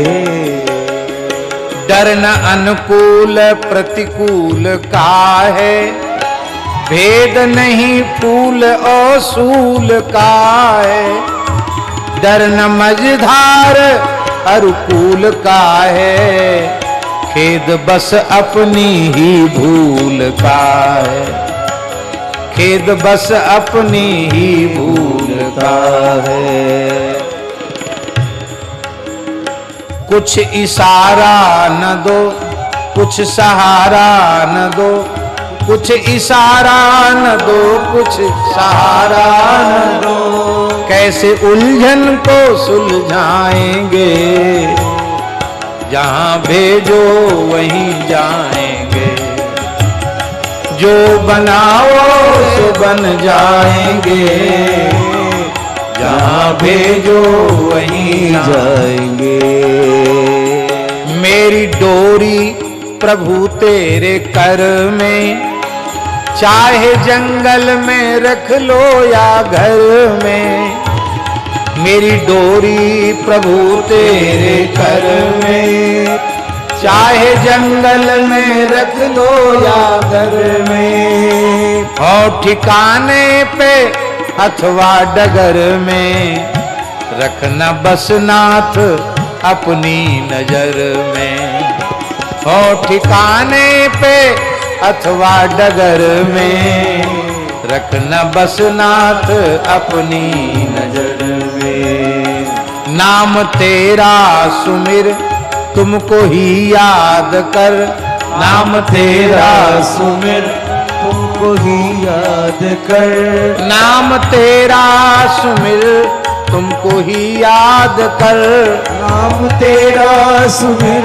तुमको ही याद कर, मन को तुमसे ही बहलाएंगे, मन को तुमसे ही बहलाएंगे, जहां भेजो वहीं जाएंगे, जो बनाओ से बन जाएंगे, जहां भेजो वहीं जाएंगे, जो बनाओ सो बन जाएंगे, जहां भेजो वहीं जाएंगे, जो बनाओ सो बन जाएंगे, जहां भेजो वहीं जाएंगे। पद और भी है लेकिन यहीं पूरा कर दिया। यह है आत्मनिक्षेप का, इससे सुंदर उदाहरण और कहीं नहीं मिल सकता। आत्मनिक्षेप माने अपने आप को भगवान के हाथों में सुपुर्द कर देना, चेतन की तरह नहीं, अचेतन की तरह भगवान का हो जाना। ये शरणागत में 5वां लक्षण है, सहज आ जाता है, और अंतिम लक्षण है कार्पण्य। ये अंतिम लक्षण है। अंतिम लक्षण का अर्थ है, ये महाराज जी क्रम है, अनुकूलता का संकल्प होते ही प्रतिकूल कर्मों का त्याग हो जाएगा, और प्रतिकूल कर्मों का त्याग होते ही विश्वास सुदृढ़ हो जाएगा कि भगवान हमारे रक्षक हैं, और इस विश्वास के बाद फिर पतिव्रता नारी की तरह संपूर्ण समर्पण का भाव आ जाएगा। स्वसुख का विचार न होकर प्रेमास्पद के सुख का ही विचार रह जाएगा, और उसके बाद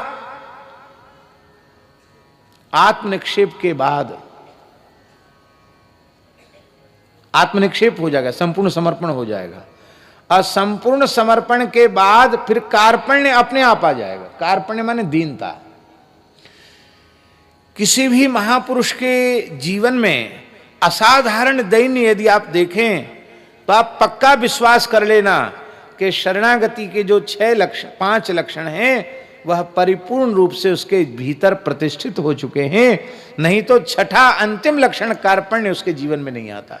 कार्पण्य माने होता है दीनता। भक्ति का आभूषण दीनता है। दीनता जिसके हृदय में है उसके हृदय में भक्ति प्रकट होती है। आप विचार करें, हमने एक दिन कहा था महाराज जी, महाविष्णुस्तु भरतः, साक्षात महावैकुंठ के अधिपति महाविष्णु ही भरत जी हैं। प्रेम सिखाने आए, साक्षात भगवान है भरत जी। और भरत जी की दीनता देखिए।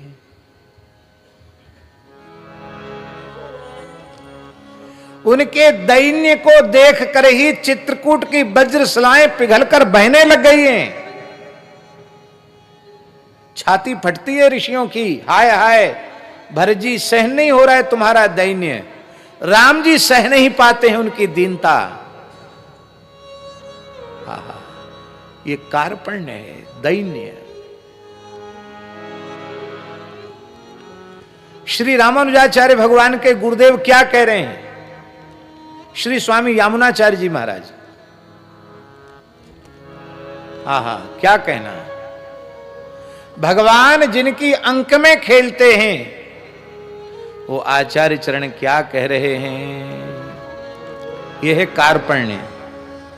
न निंदितम कर्म तदस्ति लोके सहस्रशो यन्न मया व्यधाई सोहम विपाकावसरे मुकुंदा क्रंदामि संप्रत्य गतिस्तवाग्रे। क्या प्यारा भाव है। आहा। हे नाथ, कौन सा ऐसा निंदित कर्म है जो मैंने हजारों हजारों बार न किया हो?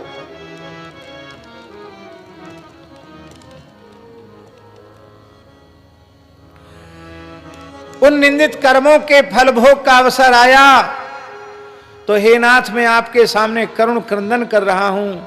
मैं चाहे जितना नीच हूं, अधम हूं, पर हे नाथ मैं केवल आपका ही हूं। एकमात्र आप ही मेरे हैं। हे प्रभु, आप ही एकमात्र मेरी गति है। क्या यामुनाचार्य जी के जीवन में कोई निंदित कर्म है? यह है उनका दैन्य है। सुदामा जी के जीवन में पाप का स्पर्श है। कितनी प्रशंसा कर रहे हैं सुखदेव जी सुदामा जी की। और सुदामा जी का कार्पण्य, क्वाहम दरिद्रो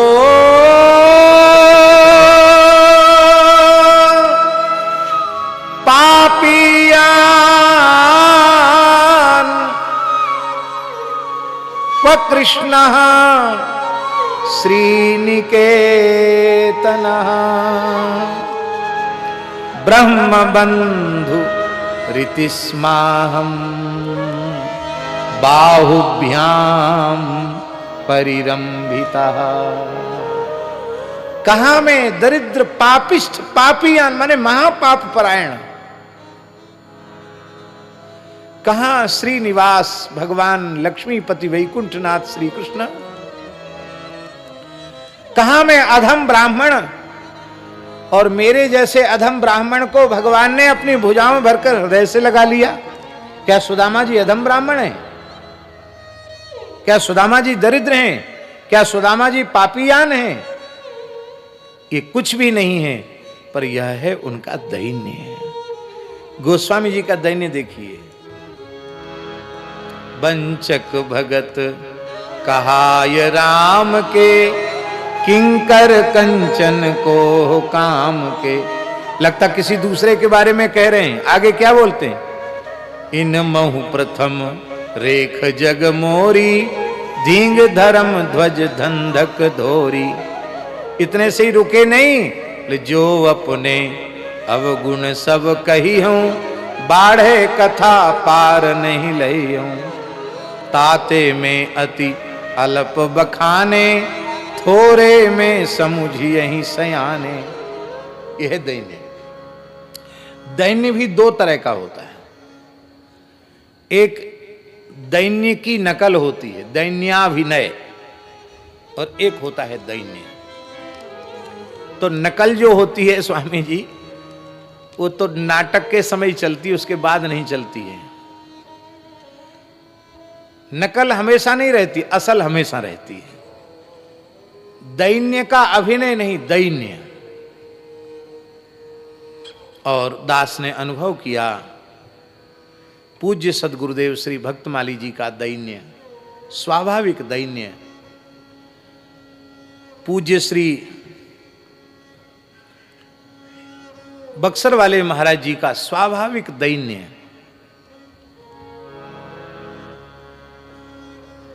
उनकी नकल हम नहीं कर सकते।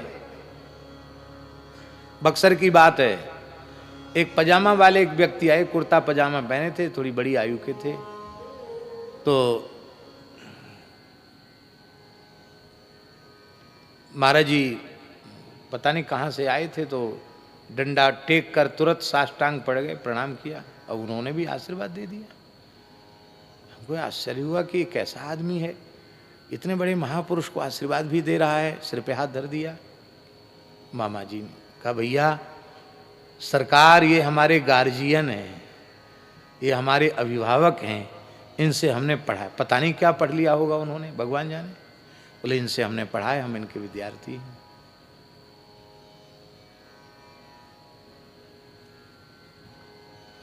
ऐसा आदर करते तो मैंने नहीं, लोग सोचते ना महात्मा में दुनिया को दंडोत क्यों करें। हमारे वृंदावन के एक बहुत अच्छे विद्वान हैं पांडे जी, मोहनदास जी जानते हैं, पांडे जी हैं ना, अब तो सेवानिवृत्त हो गए हैं। पहले विश्वविद्यालय में दर्शन विभागाध्यक्ष थे, वो दर्शन शास्त्र पढ़ाते थे। तो ओरछा में पूज्य बक्सर वाले महाराज जी की कथा हुई, तो पांडे जी बोले हमने ओरछा दर्शन किया, हम भी चलेंगे, चलो। तो हमने ऐसे ही परिचय दिया कि महाराज जी ये पांडे गुरुजी हैं, दर्शन शास्त्र पढ़ाते हैं, वेदांत पढ़ाते हैं। अब महाराज जी ने तो उनसे कभी पढ़ा नहीं, पहली बार मिले, लेकिन जब पांडे जी आते तो कभी उनको नीचे नहीं बैठने देते, उनको कुर्सी पर बिठाते, उनको कुछ कपड़ा देते, कुछ प्रणामी देते, कुछ फल फूल देते और उनको प्रणाम करते हैं। आज भी वे हैं, बहुत वृद्ध हैं, रोने लग जाते मामा जी का स्मरण करके। बोले मुझसे जिन लोगों ने पढ़ा वो लोग मेरा कभी इतना आदर नहीं करते हैं, और जिनसे आपने हमको पहली बार मिलाया वो हमको गुरुजी कह के बोलते थे। आहा, क्या कहना, ऐसा उदाहरण कोई दिखाई नहीं पड़ता है। ऐसी दीनता जिसमें हो तो समझ लेना शरणागति के 5 लक्षण उसमें हैं, क्योंकि उनके बिना स्वाभाविक दैन्य का उदय हो ही नहीं सकता है। तो भरत जी में ये सब हैं, इसलिए भरत जी के द्वारा शास्त्र निषिद्ध आचरण न तो प्रत्यक्ष में न परोक्ष में, अरे महाराज स्वप्न में भी संभव नहीं है। फिर जिस व्यक्ति का स्पर्श शास्त्र निषिद्ध है उसका स्पर्श क्यों किया, उसको हृदय से क्यों लगाया। गोस्वामी जी के चरणों में प्रणाम है, क्या बढ़िया समाधान दे रहे हैं। राम राम कही जे जमुहाही, तिन्हि न पाप पुंज समुहाही। दिन भर माला नहीं जपते हैं, जमुहाई आती राम राम श्री राम कह लेते हैं ऐसे चुटकी बजा के। कहते उनके भी निकट पाप पुंज नहीं आते हैं, और ये कितना भाग्यशाली है। यह तो राम लाय उर्लीना, कुल समेत जग पावन कीना। राम जी ने इसको हृदय से लगाया है, अपने कुल को तो इसने पवित्र कर दिया, अरे कुल को ही पवित्र नहीं किया, जग पावन कीना। अब ये जग पावन कीना क्या है, गोस्वामी जी की अतिशयोक्ति है क्या, ये अतिशयोक्ति नहीं है। श्री राम जी और गुह जी के प्रेम का, इनके मिलन का, इनके चरित्र का जो स्मरण करेंगे वे जीव जगत के लोग भी पावन हो जाएंगे। इसलिए अपने चरित्र के माध्यम से सारे जगत को पावन कर रहे हैं, इसने सारे संसार को पवित्र कर दिया। उदाहरण दे रहे हैं, अकाट्य उदाहरण, कर्मनाशा। ये कर्मनाशा गुरुद्रोही की लार से उत्पन्न हुई है। त्रिशंकु गुरुद्रोही था, उसकी लार से नदी उत्पन्न हुई कर्मनाशा। कथा पूरी नहीं सुनाएंगे, कोई प्रयोजन नहीं है, कैसे त्रिशंकु नीचे गिरा और कैसे उसकी लार गिरी। तो वो उस लार में, उस लार से एक नदी उत्पन्न हो गई। वो गुरुद्रोही की लार से उत्पन्न नदी है, इसलिए उसके जल का स्पर्श निषिद्ध है। उसके जल को जल छू जाए उसका तो संपूर्ण शुभ कर्मों का नाश हो जाता है। यदि शुभ अशुभ दोनों का नाश हो जाता तब तो वो बहुत महिमा मंडिता हो जाती, क्योंकि तो उसको छूने से मोक्ष मिल जाता। पर उल्टा है, अशुभ का नाश नहीं होता, शुभ का नाश हो जाता है। पर उस कर्मनाशा का गंगा जी से संगम होता है। तो गंगा जी से संगम होने के बाद फिर गंगा जी भी स्नान के योग्य नहीं रह जाती क्या? आचमन के योग्य नहीं रह जाती क्या? कर्मनाशा तब तक कर्मनाशा है जब तक गंगा जी का स्पर्श नहीं हुआ। गंगा जी का स्पर्श होने के बाद भी कर्मनाशा कर्मनाशा नहीं रहती है, फिर तो वो गंगा जी हो जाती है। आहा, अब तो लोगों में संस्कार कम हो गए, नहीं तो मगहत क्षेत्र के, कर्मनाशा के क्षेत्र के लोग, जो कोई मरने लग जाता था घर का कोई बड़ा बूढ़ा, तो वहां नहीं मरने देते थे। बोले क्यों? वहां मरने से गर्दभ की योनि में जाना पड़ेगा, नरक जाना पड़ेगा। तो उसको दौड़कर गंगा जी के उस पार ले आते, बनारस ले आते। तो भैया मरे तो बनारस में मरे, जहां भगवान शंकर मुक्ति का सदाव्रत बांटते हैं। अब तो लोगों में उतना नहीं है। हाँ, श्री कबीरदास जी उस काल में जाकर मगहर में उन्होंने शरीर छोड़ा, और वो भी उनकी एक नाम महिमा को प्रकट करने के लिए ही था कि जो कबीरा काशी मरे तो राम ही कौन निहोर। राम राम करने वाले मगहर में मर के भी राम जी की गोद में जाएंगे। ज्ञानी व्यक्ति मगहर में मर जाए, तत्व ज्ञान संपन्न, तो क्या वो बंधन में पड़ेगा क्या? विमुक्तस्य विमुच्यते, जो मुक्त है वो तो मुक्त है। स्वामी करपात्री जी महाराज की आज जयंती है। स्वामी जी ने जगतगुरु शंकराचार्य श्री स्वामी कृष्ण बोधाश्रम जी महाराज से कहा, दिल्ली में थे और अंतिम क्षण में थे एक प्रकार से, तो स्वामी जी ने आग्रह किया कि आप काशी चलो, वहीं देह त्यागना। अरे मलमूत्र त्याग के लिए भी स्थान का विचार करते हैं बुद्धिमान लोग, तो मृत्यु के लिए विचार क्यों ना करें, आप चलिए वहां।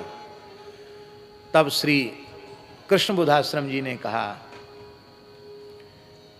कि सर्वम खलविदम ब्रह्म, यह दृष्टि जिन्हें प्राप्त हो चुकी है उनके लिए काशी और दिल्ली में भेद नहीं है। क्या कहा? सर्वम खलविदम ब्रह्म, यह दृष्टि जिसे प्राप्त हो चुकी है उसके लिए काशी में मरना या दिल्ली में मरना इसमें भेद नहीं है। इस उत्तर को सुनकर स्वामी जी बहुत संतुष्ट हुए। बोले तब तो आप जहां मरेंगे वही काशी हो, वहां काशी ही होगी। आप जहां मरेंगे वहीं काशी होगी, कह के स्वामी जी चले गए। हमारे गुरुजी, धर्म संघ वाले गुरुजी गए तो नेत्र बंद थे श्री स्वामी कृष्ण बोधाश्रम जी महाराज के। तो गुरुजी ने संस्कृत में ही बोला, मैं अमुक आपके चरणों में प्रणाम कर रहा हूं। तो संस्कृत में पूछा, आप स्वस्थ हैं?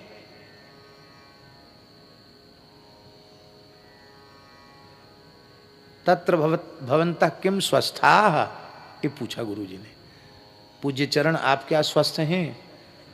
तो इसको सुनकर वे मुस्कुराए और उन्होंने कहा कि आप इतने बड़े व्याकरण के, वेदादि शास्त्रों के पंडित होकर ऐसी बात कर रहे हो। जो अपने में स्थित है वो स्वस्थ है, जो शरीर संसार में स्थित है वो बीमार है। मैं अपने में स्थित हूं, इसलिए मैं पूर्ण स्वस्थ हूं। गुरुजी संस्मरण को सुनाते थे कि स्वस्थ की परिभाषा उन्होंने बताई। कहने का आशय हमारा यह है कि तत्वज्ञान की महिमा है, प्रेम की महिमा है। उल्टा नाम जपत जग जाना, बाल्मीकि भय ब्रह्म समाना। इसलिए स्वपच सवर खस जमन जड़ पावर कोल की रात, राम कहत पावन परम होत भुवन विख्यात।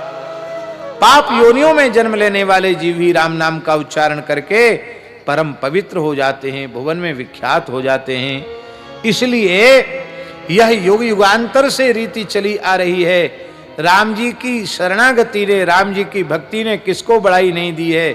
राम नाम की महिमा को देवता भी स्वीकार करते हैं और ये सब चर्चा देवता और सिद्ध आकाश में कर रहे हैं और ये सब सुन रहे हैं अयोध्यावासी। तो सुनी सुनी अवध लोग सुख लहें। अयोध्या के लोग कह रहे, राम जी के नाम की कैसी महिमा है। और फिर इतनी देर तक तो मिलनी ही होती रही।